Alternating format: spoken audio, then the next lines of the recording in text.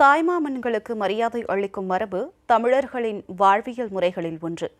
நாகரிக உலகில் மறைந்து வரும் உறவு முறையை பழமை மாறா பண்பாட்டு முறையில் மீட்டெடுத்த தாய்மாமன்களின் நிகழ்ச்சி செயல் குறித்த தொகுப்பை தற்போது காணலாம்.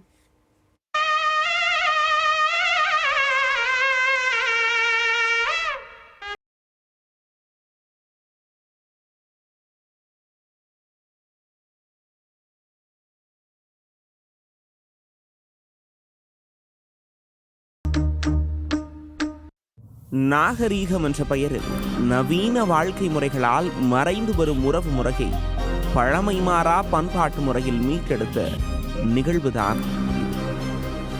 திண்டுக்கல் மாவட்டம் முருகபவனத்தை சேர்ந்தவர் ஜெயபால். தேநீர் கடை தொழிலாளியான இவருக்கு 2 மகள்கள், 1 மகன் உள்ளனர். இதில் 2வது மகள் ரம்யாவின் பூப்புனித நீராட்டு விழா திண்டுக்கல் பழனி சாலையில் உள்ள திருமண மண்டபத்தில் நடைபெற்றது.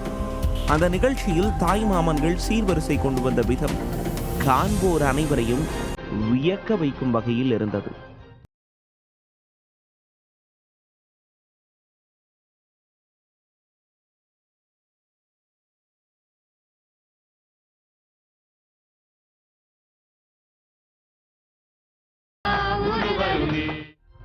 முந்தைய காலங்களில் தமிழர்கள் பூப்புனித நீராட்டு விழாவிற்கு மாட்டு வண்டிகளில் சீர்வரிசை பொருட்களை கொண்டு வருவதை வழக்கமாக கொண்டிருந்தனர்.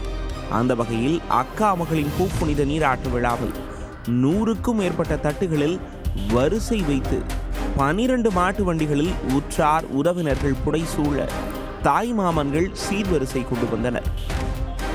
தாய்மாமன் சீராக மாட்டு வண்டிகளில் தமிழர்களின் பண்டைய பாரம்பரிய கலாச்சார முறைப்படி தாம்பூல தட்டுகளில் பழங்கள், பூக்கள், பட்டுப்புடவைகள், இனிப்பு வகை பலகாரங்கள், பித்தளை பாத்திரங்கள் ஆகியவற்றை சீர்வரிசையாக படைத்தனர்.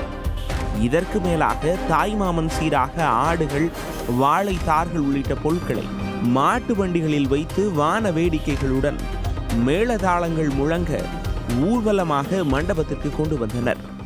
என்னோட தாய்மாமா எல்லாருமே இன்னைக்கு சீர் கொண்டு வராங்க. இந்த காலத்தில் இருக்க சீர் இல்லாமல் பண்டைய கால முறை பண்ணணுன்றதுக்காக பாரம்பரியமாக மாட்டு வண்டியில் கொண்டு வந்திருக்காங்க.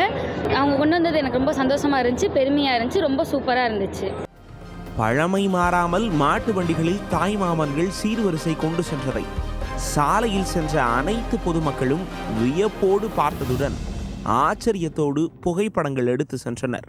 என் கூட பிறந்த தங்கச்சி சகோதரிக்காக பழைய முறைப்படி 15 மாட்டு வண்டியில் பட்டுச்சேலை, மாலை, தேங்காய், வாழைப்பழம், ஆடு, பல அரிசி வகைகள், பல வகைகள் அனைத்துமே கொடுத்து போகிறோம். அது நல்ல முறையில் செய்யலாம். அவங்களுக்கு கூட பிறந்தவங்களுக்கு எப்பயுமே எங்கள் ஆளுகளை செய்ய வேண்டிய முறையை கரெக்டாக செஞ்சுக்கிட்டு இருக்கோம்.